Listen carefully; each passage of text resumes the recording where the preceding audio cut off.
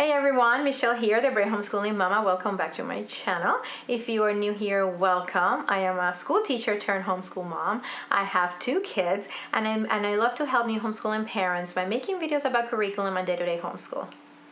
Today I want to share some tips for all you new homeschooling parents, especially your homeschooling parents that are going through your first year of homeschool and you might be feeling overwhelmed. This might be the time of year where you may be feeling a little bit overwhelmed because things might not be going the way you thought they would. And I'm speaking for experience. So if you're interested in getting some tips on how to beat that overwhelm of your first year of homeschooling, make sure you stay tuned.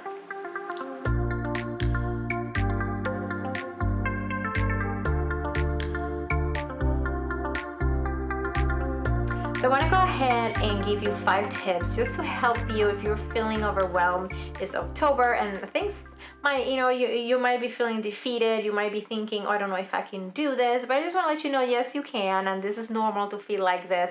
So just going to give you just 5 tips to hopefully help you through this overwhelm of your first year of homeschooling.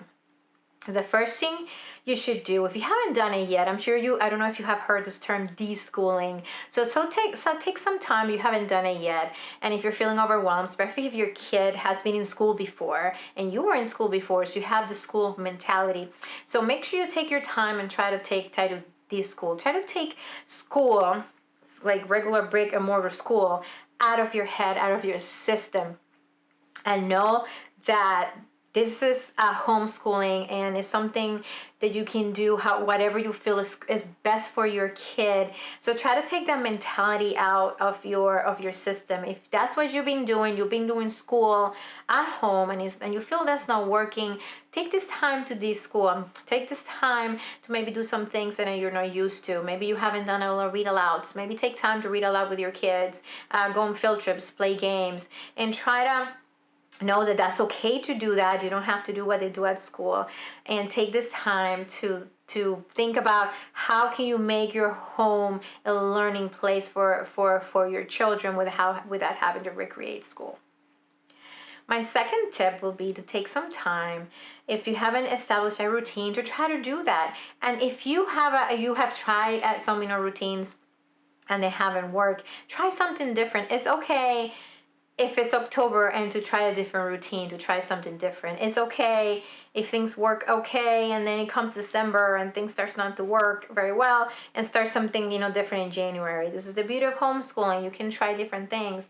So try to find a routine that works for you. It's important to have, you don't have to have a set schedule, but just having a routine, it might help you. And in a different video I'm going to be sharing with you all my daily routine, so be on the lookout for that one so you have an idea of what things like how your day could go.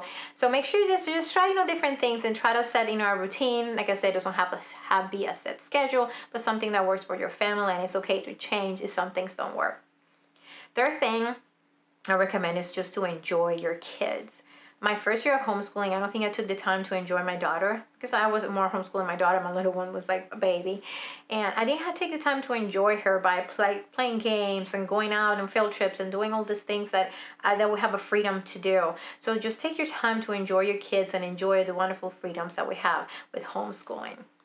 Next thing that I recommend is to find other homeschoolers in your area, to try to join groups, even if it's just one friend, or join a group to go on play dates or to go on field trips, or join a co-op if it's something that you would like to do.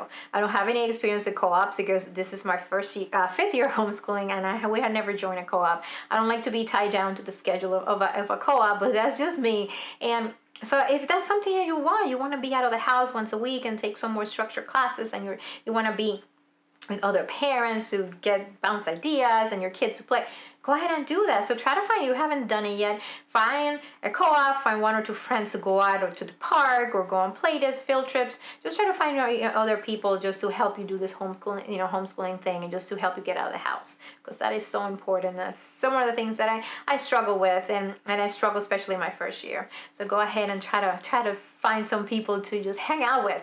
And the last tip, if you're feeling overwhelmed and you just kind of feel defeated, because it could happen, you can feel defeated, you can feel that you might feel, oh, this is not for me, I don't know how to do this. Try to find some good books that was going to give you some good encouragement, and I recommend 2 books. The first one is Teaching from Rest from Sarah Mackenzie, and Homeschool Bravely by Jamie Erickson. And these are two wonderful books, not only if you're a new homeschooler, but just for any homeschool mom, but if you're a new homeschooler, they're both, Christian books. They are going to give you so much encouragement and motivation, and they're just completely amazing. So you make sure you go ahead and read those. They're easy reads, and you're going to feel empowered after you're done with them, and knowing that you can do this homeschool thing. So I hope these 5 tips were helpful if you're feeling overwhelmed this first year of homeschooling. If you're watching this video and you are veteran homeschool, go ahead and leave some tips for these new homeschooling parents that hopefully will help with the overwhelm of the first year of homeschool. If you enjoyed this video, make sure you give it a thumbs up. And if you don't follow me on Facebook and Instagram, make sure you do so for more encouragement and motivation. I will see you soon. Bye.